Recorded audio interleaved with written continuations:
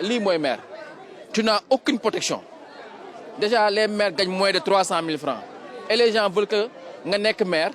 tey sa comptable mën a def erreur nga dem prison mën nañu la agresser sa mairie population yi di la xas di la saaga alors que tu n'as aucune protection aucune couverture aucun accompagnement tey dafa jot ci réew mi ñu wax question statut de l'élu local c'est quoi être maire c'est pas porter les problèmes porter les difficultés et le reste nga bàyyi ko ak nit ñi wala nga bàyyi ko ak état bi et je pense que tey condamnation bii ñu gis tey c'est un manque de respect par rapport à un homme qui a été élu à des milliers et des milliers de voix et je pense que tey kenn ku nekk ci ñun di nekk ci politique bi wala ngay liggéey ci collectivités locales yi wala sunu fonctionnement institution Sénégal ñor la war nga jàngal condamnation bi jàngal ki ñuy condamné xam ne que réew mi bëri na lu ñu war a waxtaanee pour soppi ko parce que lii du dem kanam. honorable ñu fàttali ne Barthélémy Dias moo intercepté woon appel est-ce que mën nañ xaar mu def pourvoi. mais bien sûr xam nga tey condamnation bi mel noonu boo ko amee tey Barthélémy moo na toog ne prisonnier sans peine condamné nañ monsieur politique xaar ba beneen nguur ñëw wa ilaa sax tey Barthélémy bu ko neexoon négocier amnistie wala la ak Macky Sall wala nool ya dem taxaw si Macky Sall mais daf ko def parce qu'il sait que rayul doomu aadama c'est pour lui c'est pour ses enfants c'est pour son épouse c'est pour ses parents qui sont ici et qui sont tout le temps debout à nos côtés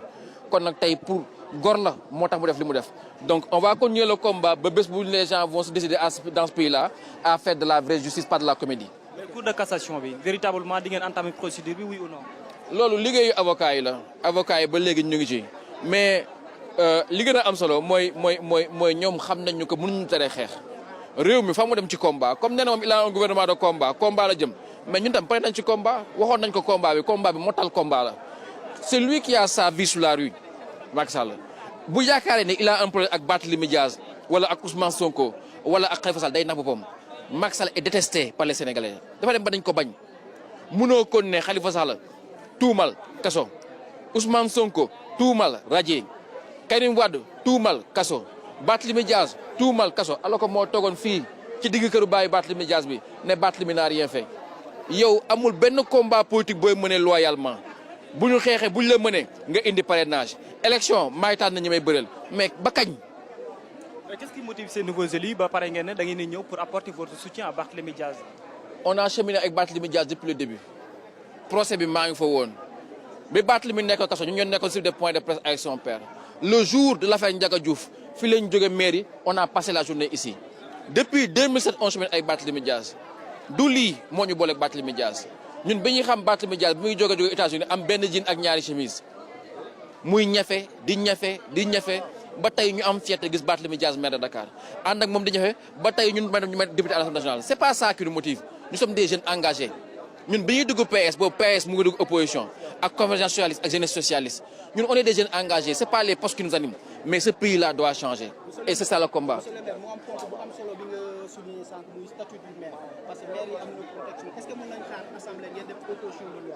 mais bien sûr on va mettre ça sur la table on va mettre la question du financement des élus locaux tey et ces débats qui interpellent ñii indi débat sur le cumul des mandats tey yow tu vas être maire de Dakar le maire de Dakar gagne moins de 700 000 francs vous vous rendez compte le maire tey les inspecteurs des impôts là ils ont des fonds communs de plusieurs millions ils n'ont pas plus de responsabilité que le maire de Dakar le maire de la ville de Dakar le maire de la capitale gère un budget de 60 milliards ñu koy fay 700 000 francs moo tax bu njëkk ba li ñu trouvé woon mooy nañ ko tegal à côté une caisse d'avance un fonds politique président de la République il a bénéficié de ce fonds politique là ñëw xool loolu tuumal ko condamné ko alors qu'il sait très bien à quoi servait ce fonds là pour permettre aux maires lépp luy tegu sa kaw noddu te du sa jëmm bopp bi la li nga nekk maire de Dakar moo tax nga am ko nga mën ko supporter on prend le maire Khalifa on l'accuse d'escroquerie et on le condamne pour un budget qu'il a exécuté comment on peut être un maire exécuter un budget et escroquer sa propre ville sur ce budget là xam nga loolu c'est un non-sens administratif c'est un non-sens juridique mais non-sens mooy indi incompréhension mooy indi injustice mooy indi révolte mooy indi violence et violence mooy tas askan te depuis qu'il est là Macky Sall n'invite les gens qu'à la violence et à la révolte mais ce qu'il a semé il le récoltera inchallah. Honorable un peu digression un peu par rapport au gouvernement bu yees bi maanaam parti socialiste bien vrai yéen am ngeen tuuti mais reconduite nga xam ne moo di ministre de l'Union maanaam de l'eau mooy Serigne Mbaye Thiam ban commentaire moom nga ci def parce que nee nañ indi woon na blocage vis-à-vis de nomination yi yees. man nekkuma biir parti socialiste en tout cas bi nga xamante ne moom la ñuy jiite mais tey parti socialiste dafa am dafay wan rupture bi parti socialiste indi parti socialiste da doon produire ay cas la preuve boo xoolee ñaari ministres yi Serigne Mbaye Thiam mu ngi parti socialiste avant alternance nekkoon na député Alioune Ndoye est arrivé après l'alternance Alioune Ndoye est arrivé dans le parti vers 2002-2003 Barthélémy Dias idem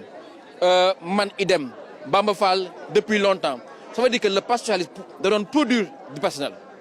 tey bu ñu demee bay xiiroo ak ngaayoo est-ce que Serigne Mbaye day toog wala toog ça veut dire que le parti ne s'est pas régénéré mais parti yi bu ñu deful liggéey boobu ban conséquence lay am tey aujourd'hui tu as Pape Djibril Fall votre collègue journaliste qui a plus de voix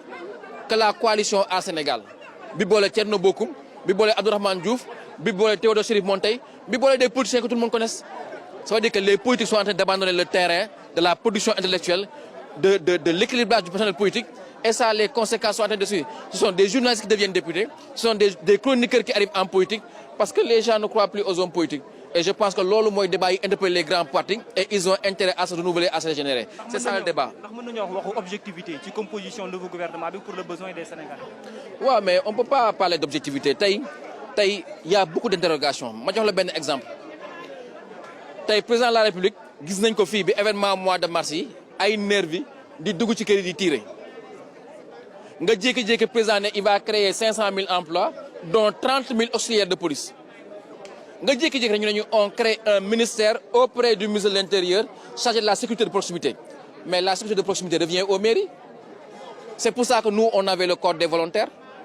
mais les ASP tout le monde demande qu'est-ce qu'on va en faire est-ce qu'on va les recruter est-ce qu'il faut les libérer c'est devenu un corps de milice caché et on crée un ministère de la milice je pense que c'est un non-sens absolu mais à partir du moment où c'est un ministère plein et entier ils vont venir à l'Assemblée présenter leur budget et nous trouverons là-bas moo tax le combat qu'on a mené lundi passé c'est juste un avertissement. Est-ce que c'est pour dire que vous allez bloquer le budget? On ne va pas bloquer le budget mais ils vont nous dire c'est quoi ce ministère-là si ce ministère-là ne répond pas aux attentes moi je sais qu'on va pas voter le budget la coalition le groupe parlementaire Wallu ne va pas le voter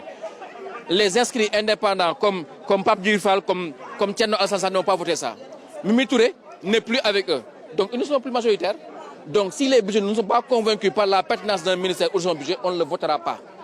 Ban commentaire Amadou Ba profil premier ministre est-ce que yaakaar nga ni il peut véritablement répondre aux attentes des Sénégalais? Amadou Ba tontu na leen bu yàgg yéen a ngi fàttaliku 2013 2014 bi Idrissa Seck defee benn tournée nationale génn ñëw ne y a des villages qui n'ont pas d'eau y a des villages qui n'ont pas accès à l'eau y a des villages qui n'ont pas accès à l'électricité Macky Sall lu mu def dafa jël Mansour Faye ak Amadou Ba yónnee leen mission Amadou Ba bu mu jógee mission dafa ne maa ngi remercier président parce que tax na tey ma xam lu ma xamul woon tax na ma comprendre les urgences des fois les ministres viennent me parler indil ma ay dossiers mais du ma comprendre urgence yi parce que xaw ma la réalité du pays Amadou Ba ne connaît pas la réalité du pays Amadou Ba c'est un haut bourgeois qui a un ascenseur chez lui il n'est pas le commun des Sénégalais tey xam nga lan mooy coow Sénégalais mooy xale yi bëgg jàngi mënu jàngi mooy borom kër yu mel ni man may inscrire guñ seen doom ba léegi mooy Sénégalais bi jur doomam hôpital di xaar ñu jox ko doomam laxas ko mu dem ñefe ngénte nga jox ko néew bu xëm c'est ça que les Sénégalais vivent Sénégalais bi toog wala ndekki ne tey damay togg añ du ma togg reer wala damay togg reer du ma togg añ wala bu ngoon ne ma jënd fukki dërëmu cere wala fondé loolu mooy Sénégalais yi pas un bourgeois qui vit avec un ascenseur chez lui pour aller au premier kooku xamul Sénégal. Merci honorable. Merci beaucoup.